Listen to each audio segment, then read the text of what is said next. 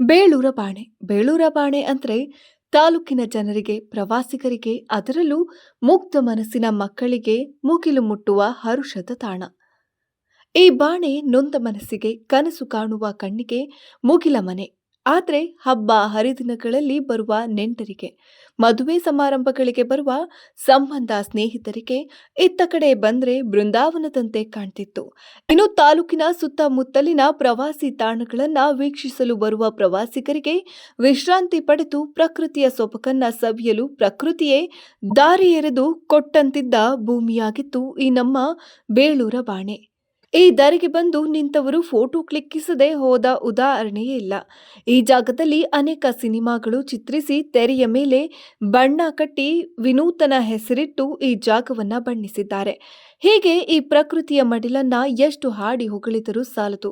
ಹಚ್ಚ ಹಸುರಿನ ಹುಲ್ಲಿನ ಹಾಸಿಗೆಯಂತಿದ್ದ ಈ ಬೇಳೂರ ಬಾಣೆ ಎಲ್ಲರನ್ನ ಕೈಬೀಸಿ ತನ್ನತ್ತ ಕರಿತಾ ಇತ್ತು. ಹೀಗೆ ಸ್ವತಂತ್ರವಾಗಿದ್ದ ಈ ಭೂಮಿಗೆ ಬೇಲಿ ಹಾಕಿ ನಿರ್ಬಂಧ ಹೇರಿ ಪ್ರಕೃತಿಯ ಮಡಿಲನ್ನೇ ಕಟ್ಟಿ ಹಾಕಿರೋದು ಲಕ್ಷಾಂತರ ಮನಸ್ಸುಗಳಿಗೆ ಘಾಸಿ ಉಂಟು ಮಾಡಿದೆ. ಇಷ್ಟೆಲ್ಲ ಉದಾಹರಣೆ ಮತ್ತು ಕಾರಣಗಳಿಗೆ ಕರ್ತೃ ಆಗಿದ್ದು ಬ್ರಿಟಿಷ್ ಕಾಲದಲ್ಲಿ ಹುಟ್ಟಿದಂತಹ ಒಂದು ಸಂಸ್ಥೆ ಬೇಳೂರು ಕ್ಲಬ್. ಈ ಬೇಳೂರು ಕ್ಲಬ್ ಹಿಂದೆ ಪ್ಲಾಂಟರ್ಸ್ ಕ್ಲಬ್ ಎಂದೇ ಕರೆಯಲಾಗ್ತಾ ಇತ್ತು. ಈ ಪ್ರದೇಶದಲ್ಲಿ ನೆಲೆಸಿದ್ದ ಬ್ರಿಟಿಷ್ ಪ್ಲಾಂಟರ್ಗಳು 1904ರಲ್ಲಿ ಈ ಕ್ಲಬ್ ಅನ್ನ ಹುಟ್ಟುಹಾಕಿದ್ದು. ಈ ಕ್ಲಬ್ ಬ್ರಿಟಿಷ್ ಸಮುದಾಯದ ಸಾಮಾಜಿಕ ಕೇಂದ್ರವೂ ಆಗಿತ್ತು ಮತ್ತು ಅವರು ಇಲ್ಲಿ ವಿವಿಧ ಕಾರ್ಯಕ್ರಮಗಳು ಮತ್ತು ಇನ್ನಿತರ ಚಟುವಟಿಕೆಗಳನ್ನು ಆಯೋಜನೆ ಮಾಡಲಾಗ್ತಾ ಇತ್ತು.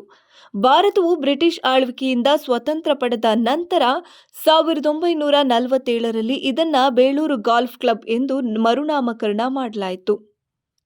ಅಂದಿನ ಕಾಲದಲ್ಲೇ ಐತಿಹಾಸಿಕ ಪ್ರಸಿದ್ಧ ತಾಣವಾಗಿ ಹೊರಹೊಮ್ಮಿದ್ದ ಈ ಸ್ಥಳ ಆ ದಿನಗಳಲ್ಲಿ ಈ ಕ್ಲಬ್ಗೆ ಭೇಟಿ ನೀಡಿದ ಅತ್ಯಂತ ಗಮನಾರ್ಹ ಸಂದರ್ಶಕರಲ್ಲಿ ಮಹಾತ್ಮ ಗಾಂಧಿ ಕೂಡ ಒಬ್ಬರು.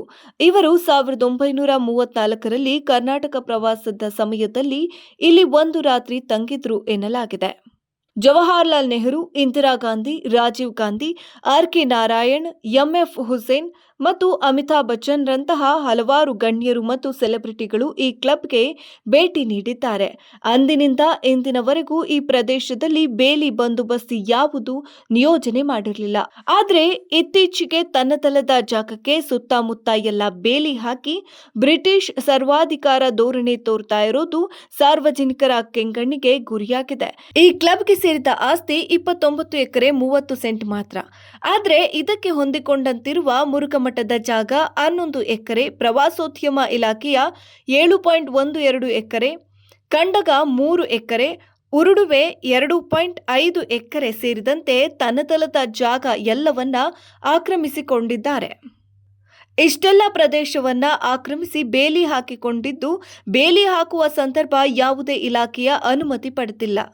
ಇಲ್ಲಿ ಪ್ರಮುಖವಾಗಿ ಕಂಡುಬಂದಿದ್ದು ಕ್ಲಬ್ ಕಡೆಗೆ ಹಾದು ಹೋಗುವ ಸಾರ್ವಜನಿಕ ರಸ್ತೆಗೆ ಕ್ಲಬ್ ಸದಸ್ಯರ ಹೊರತುಪಡಿಸಿ ಬೇರೆ ಯಾರಿಗೂ ಈ ರಸ್ತೆಯಲ್ಲಿ ಬರಲು ಅವಕಾಶ ಇಲ್ಲ ಎಂದು ನಾಮಫಲಕ ಅಳವಡಿಸಿದ್ದು.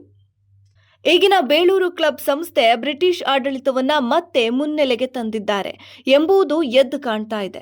ಇಲ್ಲಿ ವಿಪರ್ಯಾಸ ಅಂದ್ರೆ ಸರ್ಕಾರಿ ಜಾಗವನ್ನ ಆಕ್ರಮಿಸಿ ತನ್ನ ಪರಾಕ್ರಮ ಮೆರಿತಾ ಇರುವ ಸಂಸ್ಥೆಯನ್ನ ನೋಡುತ್ತಾ ಸಂಬಂಧಪಟ್ಟಂತ ಅಧಿಕಾರಿಗಳು ಕೈಕಟ್ಟಿ ಕುಳಿತಿರೋದು ನಾಚಿಕೆಗೇಡಿನ ಸಂಗತಿಯಾಗಿದೆ.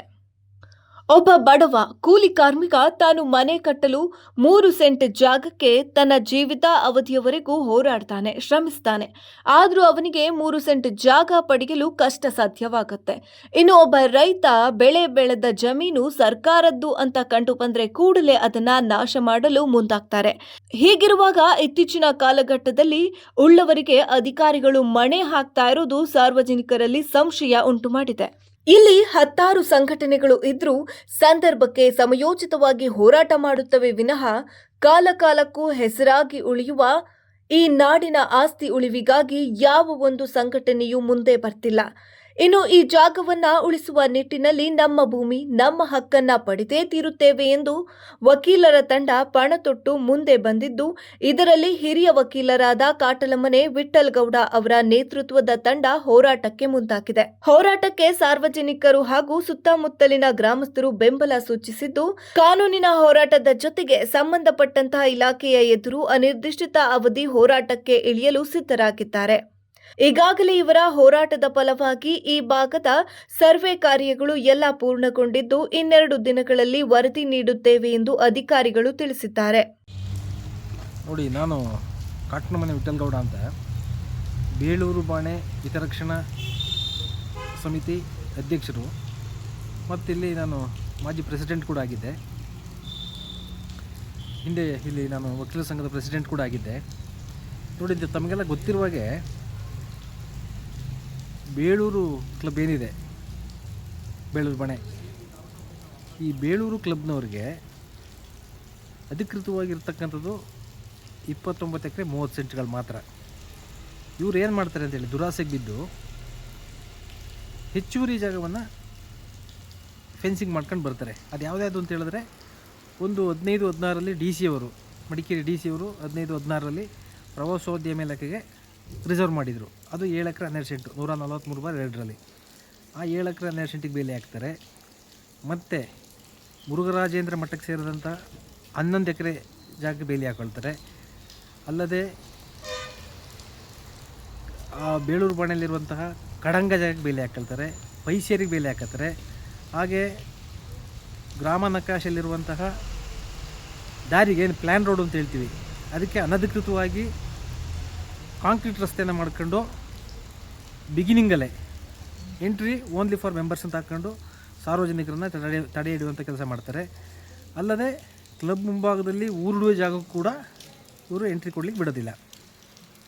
ಮತ್ತು ಇದು ಅಲ್ಲದೆ PWD ಜಾಗಕ್ಕೆ ಸೇರಿದ ಜಾಗ ಕೂಡ ಬೇಲಿ ಹಾಕ್ತಾರೆ. ಯಾಕೆಂತ ಹೇಳಿದ್ರೆ, ಕಾನೂನು ಪ್ರಕಾರ ರೋಡ್ ಮಧ್ಯದಿಂದ 40 ಮೀಟ್ರ್ ಬಿಡಬೇಕು, ಅದು ಕೂಡ ಬಿಟ್ಟಿಲ್ಲ. ಅದನ್ನು ಕೂಡ ನಾವು PWD ಗಮನಕ್ಕೆ ತಂದಿದ್ವಿ.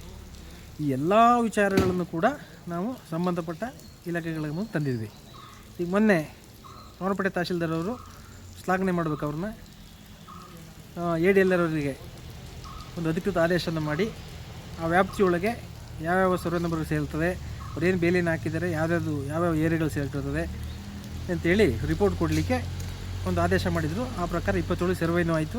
ಈಗ ಅದು ಇಂದು 2-3 ದಿವಸದಲ್ಲಿ ತಹಶೀಲ್ದಾರ್ ಫೋನ್ ಮಾಡಿದ್ರು. ಇವಾಗ ರಿಪೋರ್ಟ್ ಬಂದ ತಕ್ಷಣ ನಾನು ಆ್ಯಕ್ಷನ್ ತಗೊಳ್ತೀನಿ ಅಂತ ಹೇಳಿದ್ದಾರೆ. ಇವರು ನೋಡಿ, ಈ ಸರ್ವೆ ಹಾಕಿಂತ ಮುಂಚೆ deputy director department of tourism 25-26 ನಾವು ವೀಕ್ಷಣೆ ಮಾಡ್ಕೊಂಡು ಹೋಗ್ತೀನಿ ಅಂತ ಹೇಳಿದ್ರು. ಬೇಳೂರು ಬಾಣೆಗೆ ಬಂದು ನೋಡಿ, ನಮಗೆ ಅಲ್ಲಿ ಎಲ್ಲ ಕಡೆ ಸ್ಪೈ ಇರ್ತದೆ, ನಮ್ಮದು ಇನ್ಫಾರ್ಮೇಷನ್ ಬಂದೇ ಬರುತ್ತೆ.